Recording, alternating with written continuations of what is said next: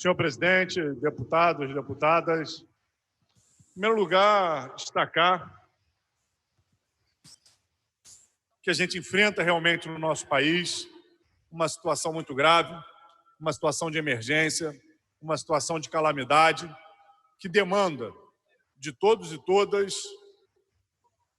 diversas medidas para enfrentar esse processo que o mundo inteiro está enfrentando através dessa pandemia, desse coronavírus Covid-19. Aqui no estado do Rio de Janeiro, a gente conseguiu, no parlamento, no poder executivo, no poder judiciário, uma compreensão comum desse problema, com a redução das atividades e com medidas para conter a transmissão do vírus entre os diferentes setores. É coerente com a gravidade da situação que sejam tomadas medidas de reorganização do orçamento, de destinação de recursos, especialmente para o combate ao coronavírus e para as suas consequências no campo social e no campo econômico. Então é importante dizer que até aqui nós temos conseguido ter uma agenda em comum de enfrentamento a esse coronavírus, colocando as disputas partidárias, as diferenças ideológicas num plano inferior para que a gente enfrentasse esses problemas.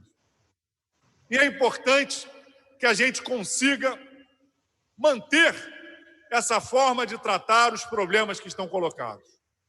Para isso, é muito importante, especialmente que o Poder Executivo, que está à frente das ações de enfrentamento ao coronavírus, que seguidamente encaminha mensagens ao Poder Legislativo para que possa ter mais agilidade e ferramentas para desenvolver essas ações, tenha uma postura de transparência e diálogo permanentemente. E aí, quando a gente vê alguns contingenciamentos que já foram anunciados pelo Poder Executivo,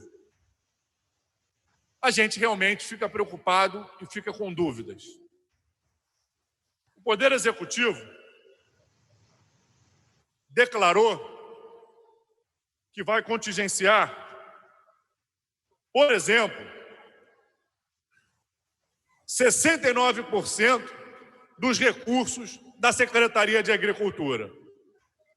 Será que numa das maiores crises da história da humanidade, a Secretaria de Agricultura não vai ter um papel a cumprir na garantia do abastecimento de alimentos da população do estado do Rio de Janeiro?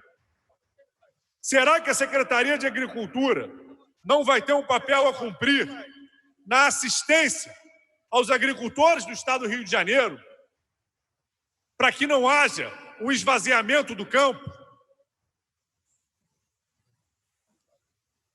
O contingenciamento chega a 92% do FECAM.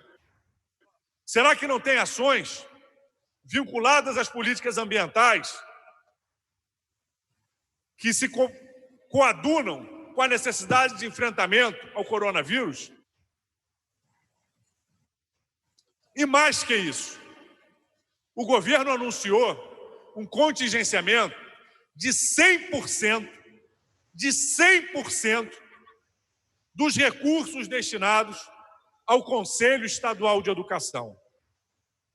Para quem não sabe o que é o Conselho Estadual de Educação, eu vou dizer, é o órgão normatizador da educação do estado do Rio de Janeiro, que vai definir, nesse cenário de crise e de suspensão de aulas que nós estamos vivenciando, como será para as escolas públicas e privadas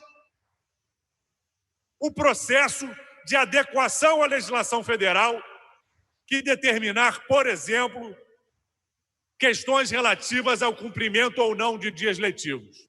Hoje, o presidente Jair Bolsonaro publicou uma medida provisória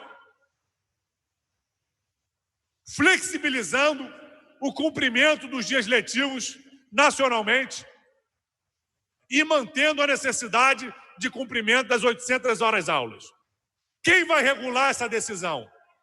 É o Conselho Nacional de Educação e é o Conselho Estadual de Educação.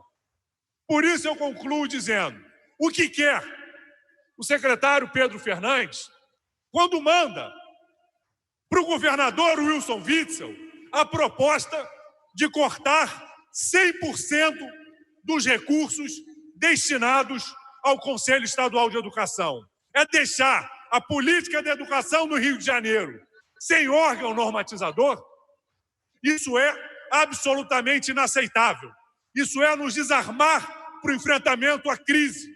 Isso é deixar milhões de estudantes, centenas de milhares de profissionais da educação, milhões de famílias, ainda mais no caminho da incerteza. É inaceitável. E medidas inaceitáveis, encaminhadas pelo governo, servem simplesmente para piorar o tom do diálogo do parlamento com o Poder Executivo. Piora que não é absolutamente desejável, em hipótese alguma, num momento de crise como a que estamos enfrentando até agora, com diálogo, com convergência de atitudes e com colaboração mútua, que a gente espera que permaneça.